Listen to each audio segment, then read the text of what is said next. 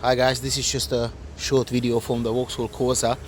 My problem is that the high beam is not working. The windows are the external mirror heating is not working. The heating is not working in the car, and also the back window heating is not working.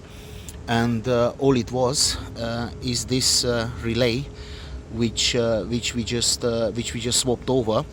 So this is a Vauxhall Corsa D 2009 plate, and if you have the same issue, then it's definitely worth that you check out this relay.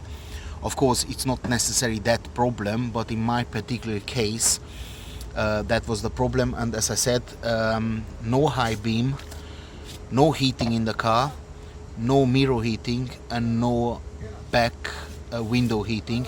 And all it was is a relay which maybe cost, I don't know, £20, and this is the item right here. So if you have the same car or a similar fuse box, then you don't need to worry about it. Just swap this relay, and maybe it solves the problem. Right, so I hope this video helps you. Make sure you like it, you share it, and you comment on it. I have other Vauxhall Corsa videos as well in my playlist, so you're more than welcome to check them all out and learn something new all the time. That's what it was.